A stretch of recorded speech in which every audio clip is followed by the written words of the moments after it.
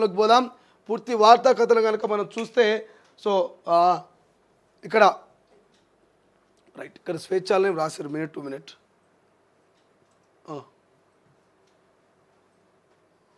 So ఇక్కడ స్వేచ్ఛాలు రాశారు నిన్న ప్రమాదానికి సంబంధించి. రైట్, అగ్ని ప్రమాదం అయితే కానీ అర్థం కాదా, ఫైర్ సేఫ్టీలో జిహెచ్ఎంసీ హైడ్రా విఫలమంటూ వార్త కనిపిస్తుంది. సో విచారణకు ఆదేశం, అగ్ని ప్రమాదంపై ఎంక్వైరీకి ఆదేశించిన సీఎం, మృత్యుల కుటుంబాలకు 5 లక్షల ఎక్స్గ్రేషియా. ఇక అడపాదడప మీటింగ్లకే పరిమితం, సిటీలో ఒకే రోజు 2 చోట్ల షార్ట్ సర్క్యూట్ ఘటనలు, చార్మినార్ ఘటనలో 17 మంది మృత్యువాత.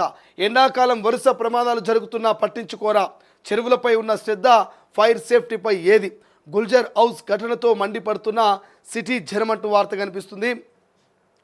పాలకులకు ప్రభుత్వ విభాగాలకు ప్రజలు ప్రాణాలంటే లెక్క లేకుండా పోయిందని విమర్శలు వెలువెళ్తున్నాయి. ప్రతి భవనంలో ఫైర్ సేఫ్టీ ఉండాలన్న నిబంధన ఉన్నా దాన్ని అమలు చేయడంలో జిహెచ్ఎంసీ హైడ్రా విఫలమైనట్టుగా చెందుతున్నారు. ఆ కారణంగానే ఆదివారం పాత బస్తీలో షార్ట్ సర్క్యూట్ ఘటన జరిగి 17 మంది చనిపోయారన్న వాదన జరుగుతున్నది.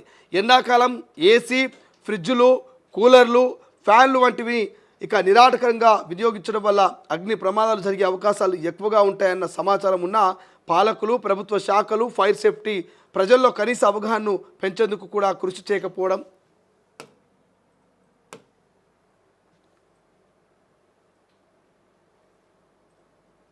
ఇప్పుడు చర్చనీయాంశంగా మారింది.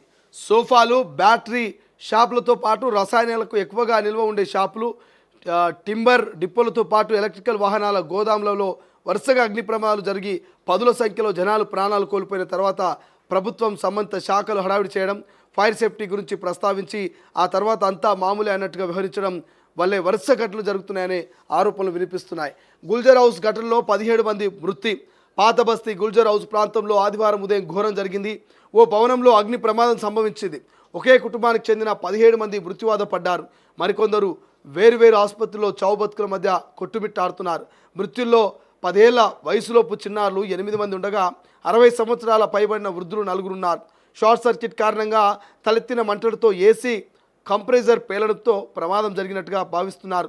ఒక్కసారిగా అగ్ని కీలలు విస్తరించడం, దట్టమైన పొగ అలుముకోవడం, బయటికి రావడానికి ఒకే ఇరుకు దారి ఉండటం వల్లే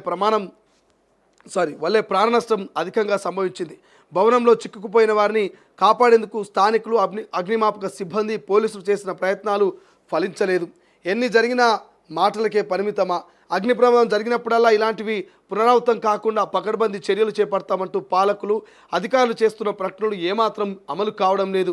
3 ఏళ్ల క్రితం బోయగూడలోని గోదాంలో జరిగిన అగ్ని ప్రమాదంలో 13 మంది సజీవ దహనం.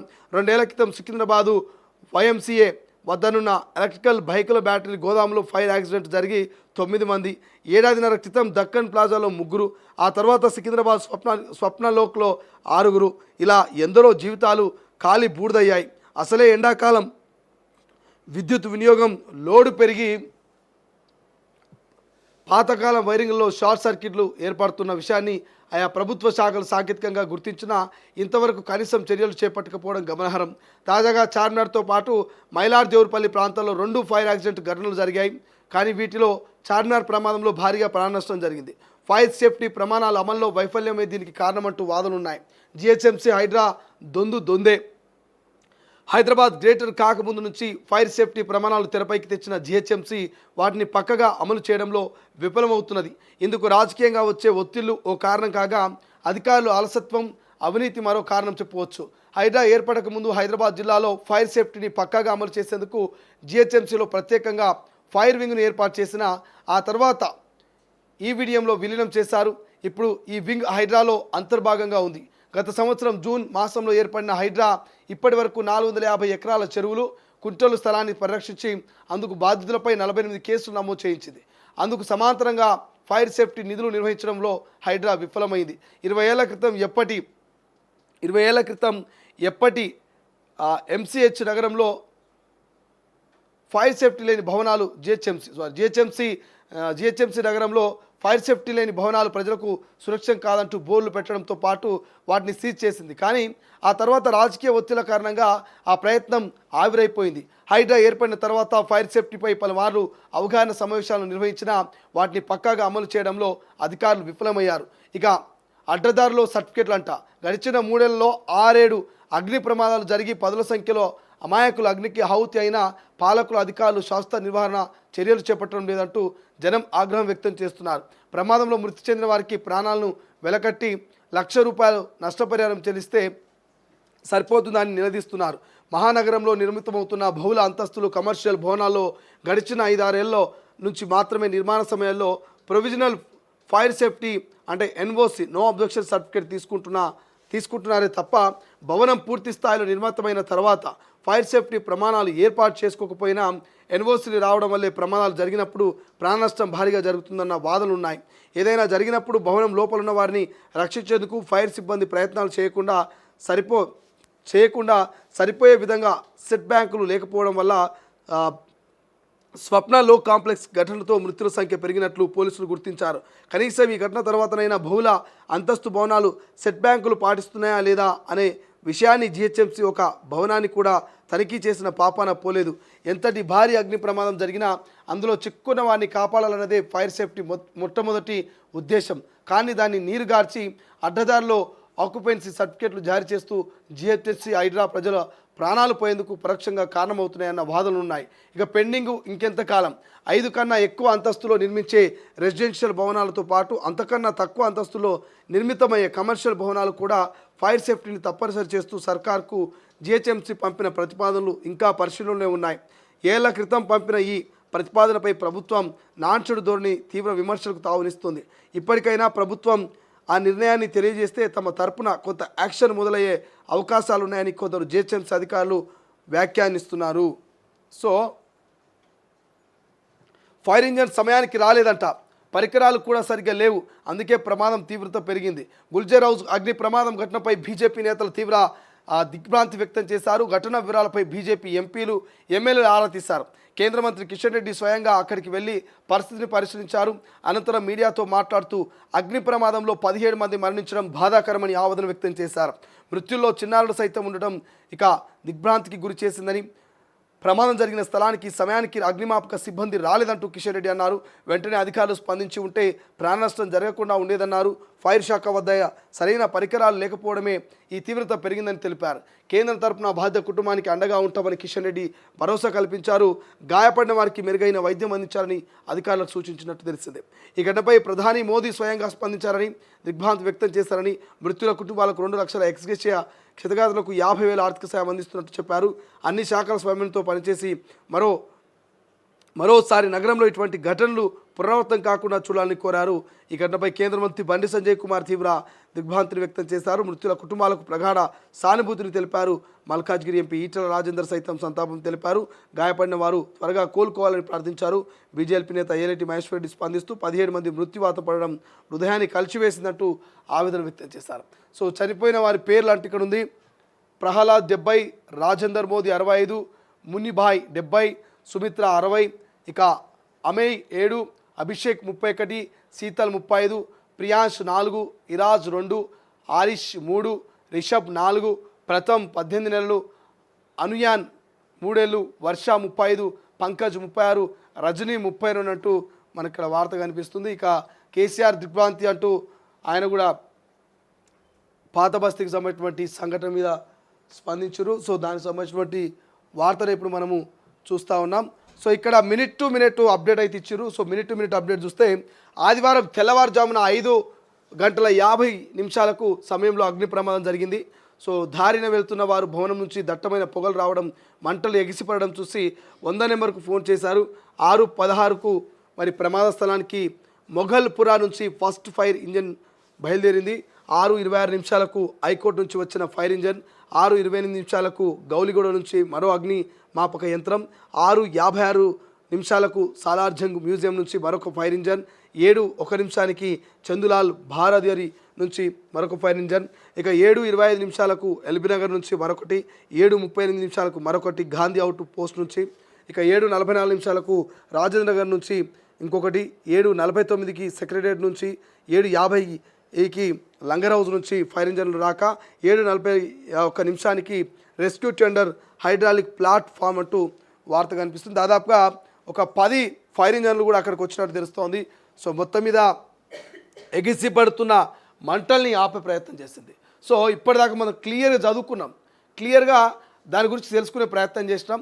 సో మనకేమర్థం అవుతుంది, ఒకటి ఇక్కడ షార్ట్ సర్క్యూట్ జరగడానికి, అగ్ని ప్రమాదాలు జరగడానికి ప్రధాన కారణం ఎవరయ్యానంటే ఇక్కడ ప్రజలు మరి పాలకులు ఇద్దరి తప్పిదాలు కనబడుతున్నాయి. ప్రజల తప్పిదం ఏముంది, పాలకుల తప్పిదం ఏముందంటే ఇలా కొంతమంది ప్రజలు అత్యాశకు పోయి 2, 3, 4 అంతస్తులకే పర్మిషన్ ఇచ్చినప్పటికీ కూడా కొంతమంది కమర్షియల్గా 5-6 అంతస్తులు కట్టుకొని అక్కడ ఫైర్ సేఫ్టీ ఉందా లేదా, సర్టిఫికేట్లు ఏమో ఫైర్ సేఫ్టీ నో అబ్జెక్షన్ తెచ్చుకుంటారు ఎన్ఓసీలు.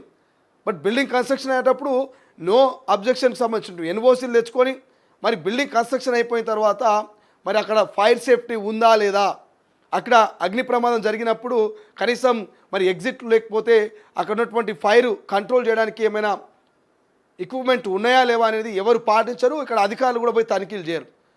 పైసలు ఇచ్చినమా, లంచం తీసుకున్నామా, మరి ఎన్ఓసీలు ఇచ్చినామా, సర్టిఫికేట్లు ఇచ్చినామా, అయిపోయింది. అటువైపు చూసిన వాళ్ళు ఎవరు లేడు. అట్లా చాలా సంఘటనలు గతంలో సికింద్రాబాద్లో కావచ్చు, అంతకుముందు మైలార్దేవునిపల్లి కావచ్చు, ఇట్లా సంఘటనలు జరుగుతూ 10ల సంఖ్యలో ప్రాణాలు కోల్పోయినప్పటికీ కూడా ప్రభుత్వాలు మేలుకోవు, ఇటు ప్రజల్లోనూ అవగాహన కల్పించే ప్రయత్నాలు కూడా చేయరు. ప్రమాదం జరుగుతుంది, ఇంతమంది చనిపోతారు, ఇట్లా ఉంటుందని చెప్పేసి అటు ఫైర్ సిబ్బందో లేకపోతే జిహెచ్ఎంసీ ఆఫీసర్లో రాష్ట్ర ప్రభుత్వము ప్రత్యేక ఒక బృందం పోయి ప్రజల్లో ఎప్పటికప్పుడు అగ్నికి సంబంధించిన ప్రమాదాల మీద అవగాహన కల్పిస్తే ప్రజలు ప్రాణాల కంటే ఎక్కువేముంటుందా, ఎవరికైనా ప్రాణం కంటే ఎక్కువేముండదు. సో ఖచ్చితంగా ప్రజలు మరి అవగాహన కనుక కల్పిస్తే ప్రతి కమర్షియల్ బిల్డింగ్ అయినా లేకపోతే అపార్ట్మెంట్లైనా మరి కనీసం వారికి అవగాహన మేరకు వాళ్ళు అక్కడ సేఫ్టీకి సంబంధించినటువంటి ఏవైనా కొన్ని పరికరాలు వాడేటువంటి అవకాశం ఉంటుంది. కొన్ని బిల్డింగ్స్లలో చూడండి, అంటే కొన్ని కార్పొరేట్ లాంటి కొన్ని బిల్డింగ్స్లలో ఇప్పుడున్నటువంటి టెక్నాలజీతో కనీసం ఆ ఆఫీసులలో ఒక లైటర్ కూడా వెలిగించలేవు. లైటర్ వెలిగించిన క్షణంలోనే అలారం మోగిపోతుంది ఆ బిల్డింగ్ అంతా కూడా, ఏదో ఫైర్ జరగబోతుందని ఒక ఇంటిమేషన్ ఇస్తుంది. సో కొన్ని బిల్డింగ్లు కొంతమంది మాత్రము ఇట్లా వాడుతూ ఉన్నారు, ఇట్లా మెయింటైన్ చేస్తూ ఉన్నారు. కనీసం ఇట్లా ఫైరు ఇట్లా చూపించగానే అది అలారం మోగిపోతుంది, బిల్డింగ్లో ఉన్న వారందరినీ అలర్ట్ చేస్తుంది. ఎగ్జిట్ గేట్ల వద్ద మరి అక్కడ ఉన్నటువంటి ఆ ఫైర్ సేఫ్టీకి సంబంధించినటువంటి ఆ గ్యాస్ని యూజ్ చేసి బయటికి వెళ్ళిపోయే విధంగా మరి అందరినీ అలర్ట్ చేస్తుంది, అక్కడ ఉన్నటువంటి సెక్యూరిటీని అలర్ట్ చేస్తుంది మెయిన్. అట్లా కొన్ని పాటిస్తూ ఉన్నాయి కొన్ని బిల్డింగ్స్, కొన్ని కమర్షియల్ కావచ్చు, ఇతర కార్పొరేట్ లాంటి కొన్ని కన్స్ట్రక్షన్ అయినటువంటి బిల్డింగ్స్. కానీ కొంతమంది పాటించట్లేదు. అందులోనూ పాత బస్తీ లాంటి ఏరియా అంటే మరి నిన్న జరిగినటువంటి సంఘటన, ఇరుకిరుకు గల్లీలు, ఒకే అపార్ట్మెంట్లో 100 కుటుంబాలు ఉంటాయి. ఇక పాత బస్తీలో ఉన్నటువంటి ఆ గల్లీల పరిస్థితి, ఆ ఇళ్ల పరిస్థితి మనం చెప్పలేం.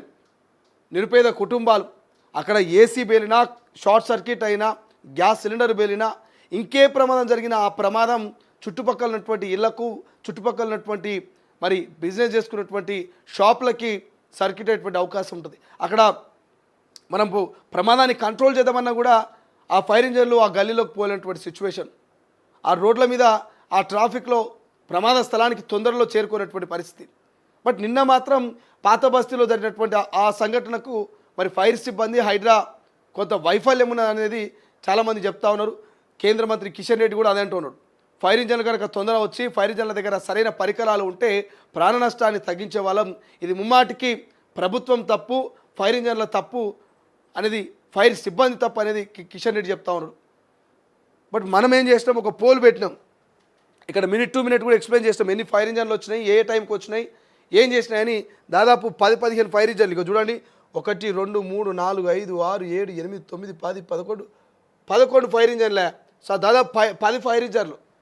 ప్రమాదం జరిగినాక ప్రమాద స్థలానికి 10 ఫైర్ ఇంజన్లు మినిట్ టు మినిట్. మరి ఇక్కడ చూడండి, ఒక్కొక్కటి చేరుకొని మంటల్ని కంట్రోల్ చేసే ప్రయత్నం చేసినప్పుడు కూడా కంట్రోల్ కాలే. చిన్న మెట్లు అంట, బయటికి వెళ్ళే దారి చిన్న మెట్లు ఇరుకుగా ఉండడంతో ప్రమాదం జరిగిన టైంలో 8 మంది చిన్నపిల్లలు, ఆ పిల్లలకి ఏం జరుగుతుందో కూడా తెలియదు. ఈ పొగ ఏంటి, ఈ మంటలు ఏంటి, అసలు ఏం జరగబోతుంది, మేము బ్రతుకుతామా చచ్చిపోతామా అనే ఒక ఆలోచన కూడా ఉండదు. 8 మంది చిన్నపిల్లలు వాళ్ళ ప్రాణాలను ఎలా కాపాడుకోగలుగుతారు వాళ్ళు? నాకు తెలిసి ఆ మంటలు, ఆ పొగ కమ్ముకున్నటువంటి 5-10 నిమిషాలకే వాళ్ళ ఊపిరి ఆడక చనిపోయి ఉండొచ్చు. నలుగురు ఓల్డ్ ఏజ్ అంటే పెద్దవాళ్ళట, నలుగురు ఏజ్ వాళ్ళు పెద్దవాళ్ళు అట, 60 ఏళ్ళకు పైబడినటువంటి వాళ్ళు నలుగురు ఉన్నారట. ఇక్కడ చూడండి మీరు, ఇక్కడ చూస్తే నలుగురేమో 60 ఏళ్ళకు పైబడిన వాళ్ళు ఉన్నారు, దాదాపు 8 మంది ఏమో చిన్నపిల్లలు ఉన్నారు, 8 మంది 10 ఏళ్ళ వయసులోపే, 10 కూడా కాదు 5 ఏళ్ళ వయసులోపే ఉన్నారు. ఇక్కడ దాదాపు ఈ 12 మందికి ప్రమాదం నుంచి తప్పించుకునే ఛాన్సే లేదు. నలుగురు వృద్ధులు కదలలేరు, ఉరకలేని పరిస్థితి. 8 మంది పిల్లలకి ఎట్లా పోవాలో ఏం చేయాలో తెలియదు. అందులో 18 నెలల పసిపిల్లాడు ఉన్నాడు, 18 నెలల పసిపిల్లాడు ఉన్నాడు. మరి ఇంకొక 5 మంది వాళ్ళు కొంత 5 మంది 35 ఏళ్ళ వయసు వాళ్ళు, 40 ఏళ్ళ వయసు వాళ్ళు ఉన్నారు. మరి వీళ్ళు ప్రమాదం నుంచి తప్పించుకోవచ్చు, కానీ అక్కడ ఉన్నటువంటి వృద్ధుల్ని, అక్కడ ఉన్నటువంటి పిల్లల్ని వదిలేసి వాళ్ళు కూడా బయటకు రానటువంటి సిచ్యువేషన్. అగ్ని అట్లా వాళ్ళందరినీ హౌతు చేసేసింది. ఈ సంఘటన తెలిసిన తర్వాత ప్రతి ఒక్కరి మనసు కలిచివేసింది, ప్రతి ఒక్కరు కన్నీళ్ళు కారుస్తున్నటువంటి పరిస్థితి. అక్కడ మంత్రి పొన్నం పోయిండు, బట్టి విక్రమార్క పోయిండు, దామోదర్ రాజనరసింహ పోయి ఆ కుటుంబాలని పరామర్శించారు. హాస్పిటల్లో ఆ డెడ్ బాడీలను చూసి వచ్చినటువంటి పరిస్థితి. మరి ఏదేమైనప్పటికీ మాత్రం ప్రమాదాలకి కారణం అందరూ, కొందరు కాదు అందరు అనేది క్లియర్గా తెలుస్తూ ఉంది. ప్రమాదాలకి, అగ్ని ప్రమాదానికి కారణం కొందరు కాదు అందరు అనేది క్లియర్ తెలుస్తూ ఉంది. ఇక్కడ తొలి వెలుగులో పెట్టినటువంటి పోలు కూడా తెలంగాణ ప్రజలు స్పందిస్తూ, మరి తెలంగాణ ప్రజలు ఏం చెప్తున్నాయా ముచ్చట అంటే, ఈ అగ్ని ప్రమాదానికి ముమ్మాటికి తెలంగాణ ప్రజలే కారణం అంటూ 73% మంది, 100కు 73% మంది ఓటేశారు. 100కు 73% మంది ప్రజలదే తప్పిదము ఈ ప్రమాదాలకు అని చెప్తా ఉన్నారు. ఇప్పటికైనా ప్రజలు మారాలి, సర్టిఫికేట్ తెచ్చుకొని ఇంట్లో పెట్టుకొని మరి మాకు ఎటువంటి ఇబ్బందులు ఉండవు, జిహెచ్ఎం చోటు ఫైన్ వేయడని చెప్పేసి సంతోషంగా ఉంటే ఇటువంటి ప్రమాదాలు జరుగుతాయి. తెలియకపోతే అధికారులను అడగండి, ఎటువంటి జాగ్రత్తలు పాటించాలి, ఫైర్ నుంచి కాపాడుకోవాలంటే ఏం చేయాలన్నటువంటి సలహాలు సూచనలు తీసుకునేటువంటి ప్రయత్నాలు చేయండి తప్ప ఏదో డబ్బులో కక్కుర్తిపడ ఇతర యాక్టివిటీస్కు కక్కుర్తిపడ కనుక మనం పర్మిషన్స్ తీసుకుంటే, దొంగ పర్మిషన్స్, సో తర్వాత బాధపడేది మనమే. రైట్గా